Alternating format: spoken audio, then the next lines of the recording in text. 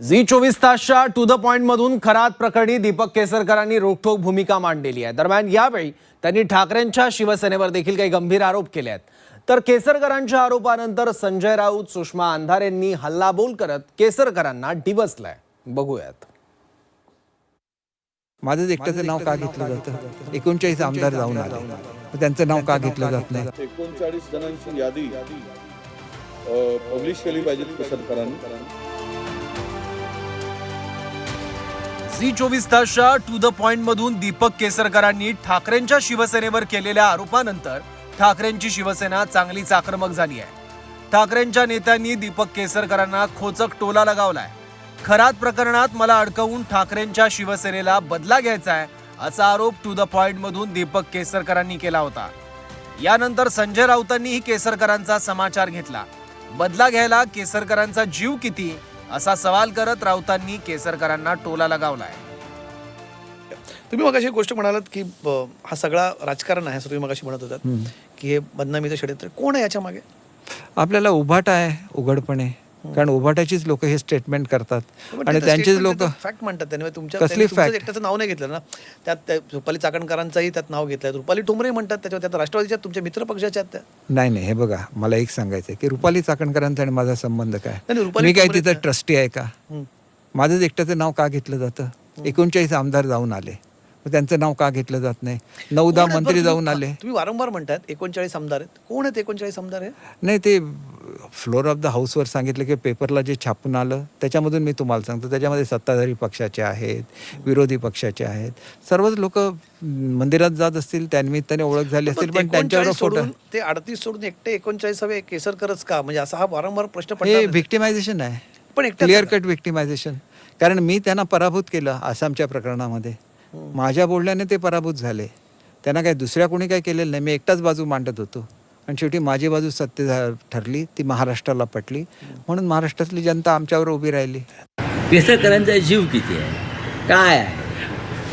ठीक आहे, सत्तेत तुम्ही हात सध्या म्हणून तुमचा हे बोलणं सुरू आहे। मी त्यांना सावंतवाडीमध्ये मोती तलावावरती खूप डोमकावळे फडफडतात, त्यातला तो एक डोमकावळा आहे। कशा करता तुम्ही स्वतःच संकटामध्ये येत आहे बोलून?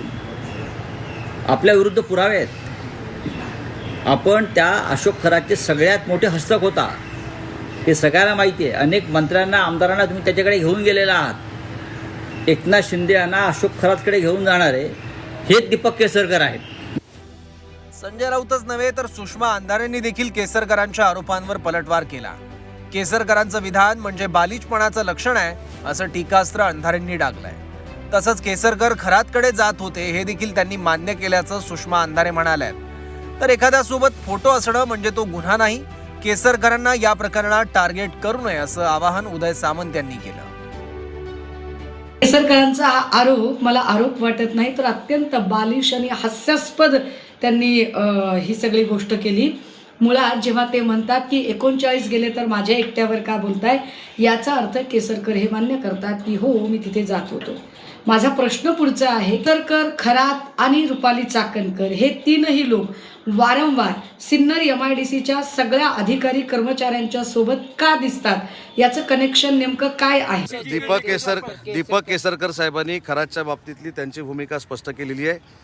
एखाद्या व्यक्तीबरोबर फोटो निघणं म्हणजे ते त्यांच्या गुन्ह्यामध्ये समावेश त्यांचा आहे असं होत नाही। आणि दीपक केसरकर हे नक्की भावनिक आहेत, नक्की देवाप्रती, म्हणजे आपण सगळ्यांनाच आदर आहे, परंतु आपल्या सगळ्यांपेक्षा देवाप्रती जास्त करणारे ते आहेत आणि म्हणून त्यांना टार्गेट करण्यामध्ये काही अर्थ नाही। दीपक भाईंनी स्वतःची भूमिका स्पष्ट केलेली आहे। त्यांचा फोटो किंवा त्यांचं तिथे जाणं म्हणजे ते ह्याच्यामध्ये इन्व्हॉल्ड आहेत असं अजिबात नाही, त्यांनी त्यांची भूमिका स्पष्ट केली। अशोक खरातला 39 आमदार भेटले, मात्र माझंच नाव का समोर येतंय असा सवालही दीपक केसरकरांनी टू द पॉइंट मधून केला होता।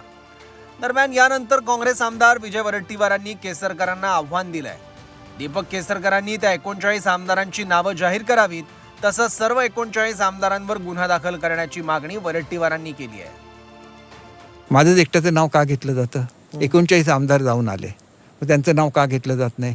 9-10 मंत्री जाऊन आले। तुम्ही वारंवार म्हणतात 39 आमदार आहेत, कोण आहेत 39 आमदार आहे?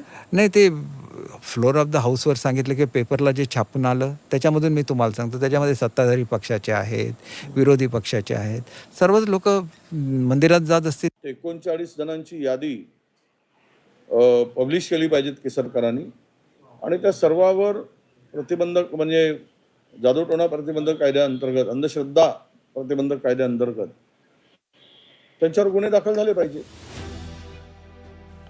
अशोक खरातवर कारवाई होत असताना त्यांच्या कुटुंबियांची काळजी वाटते असं विधान केसरकरांनी केलं होतं. त्यांच्या याच वक्तव्यावरून टू द पॉइंट मधून त्यांना रोखठोक सवाल करण्यात आलाय. यावेळी त्यांनी केलेल्या वक्तव्यावरून घुमजाव केला. कुणाच्या भावना दुखावल्या असतील तर शब्द मागे घेतो असं यावेळी दीपक केसरकर म्हणाले. अशा एखाद्या दुर्दैवी प्रसंगामध्ये कोणाची तरी ओळख होणं हे आपलं दुर्दैव आहे असं मी समजतो आणि त्याच्यामुळे जी बदनामी झाली.